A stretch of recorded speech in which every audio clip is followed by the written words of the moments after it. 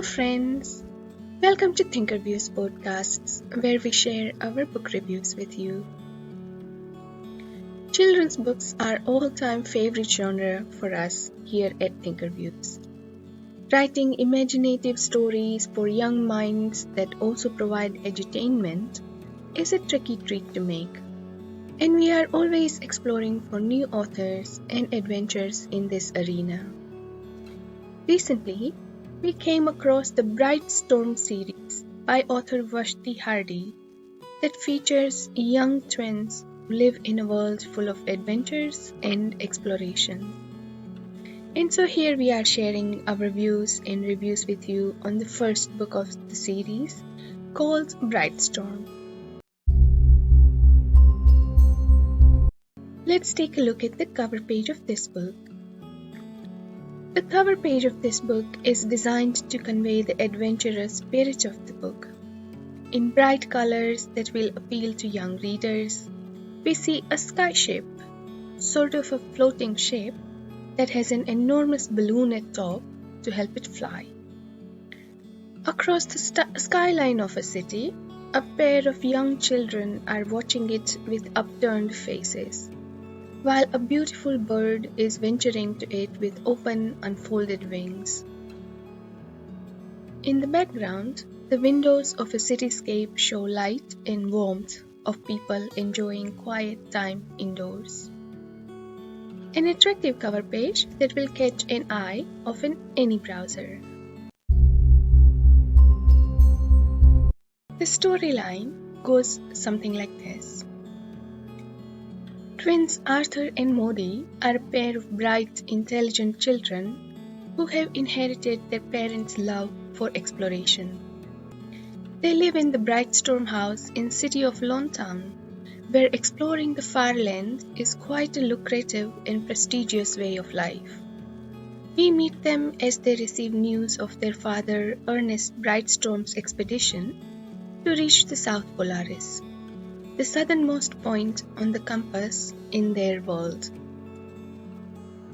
Unfortunately, the news is not good. Not only they learn that he has been lost, he is disreputed by claims of a rival Eudora Vane, who has a story that Ernest Brightstorm stole their fuel and then was killed by savage beasts. Before they know, the kids have lost their father as well as their home, and their housekeeper sells them off as a slave labor in the slums. The only bright spot in their life appears when their father's sapient bird Parthena comes to them with a pendant from their father. This gives the twins a reason to go exploring themselves. They manage to escape their captors and become part of an exploration crew headed by Harriet Culpepper on a skyship called Aurora. But their father's enemies are following them closely. Not only does Eudora Vane want to win a challenge against Harriet Culpepper, she also seems to have extra reasons to hate the Brightstorms and do them harm. The kids start to discover more about the exploration families of Lontown and of their interactions with the second and third continents. As the twins face the challenges of the new lands, meet new peoples, and learn of their cultures while trying to find what really happened to their father, they face a fair few dangers themselves. Will they find what they are looking for on this adventure? And now on to our thoughts on the book. As you may guess from the storyline, the book is set in a world that is reminiscent of the era when seafarers from Europe discovered new lands, for example Americas, or the competitive spirit of parties that wanted to reach the North or the South Pole first, or the ambition to circle around the world first. The author puts the venturing spirit of humans very nicely into this sentence.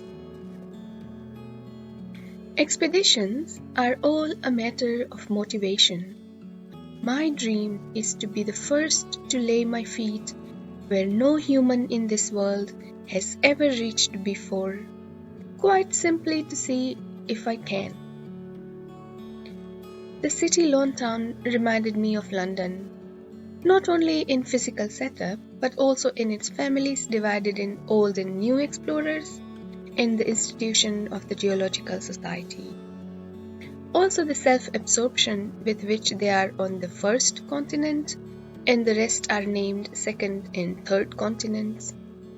They seem to look down a little on other cultures, but also seem to exploit the other lands for exotic colored fabric and dyes. The book starts with a tragedy for the young twins and pulls your heartstring with a very familiar landscape of young, brilliant orphans who find their place in the world, friends and family, and more through their courage and spirit. It's very easy for the readers to like Artie and Maudie, but also Welby, Felicity, and Harriet. Just as easily we come to dislike the Bagginses, the Vanes, and others working with them.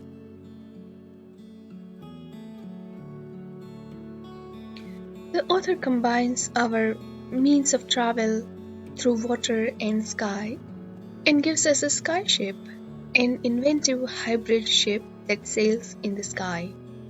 One of my favorite passages from the book combines the lovely description of the landscape as well as the bonds between Artie and Maudie.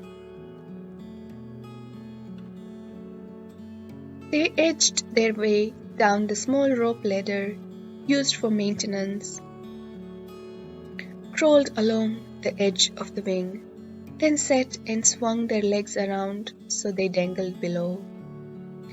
The sea was almost invisible, just the odd glint of reflected light. They put their fingertips to the sky and felt the breeze dance around them. The distant east was brightening to shades of light blue and orange. As a sliver of sun rose, Pathina spun in the air in front of them. Arthur held his arm out like a bird's wing, and Maudie did the same on the other side. For the first time in many moon cycles, nothing seemed to matter.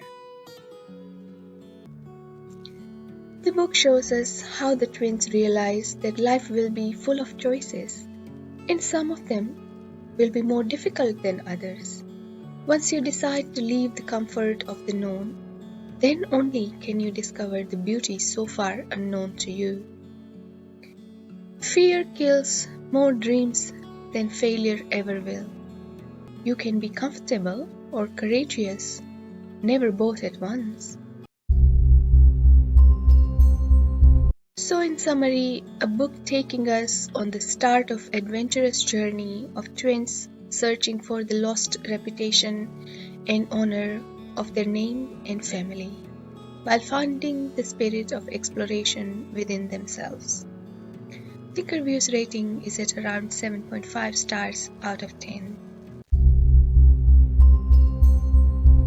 Please do let us know if you enjoy author Vashti Hardy's work or her adventure series. Are there any other adventure series for young readers that you have been enjoying and would like us to read and review here at ThinkerViews? Please let us know via comments. If you're enjoying this podcast, please subscribe to the channel. And until the next time, thank you for listening.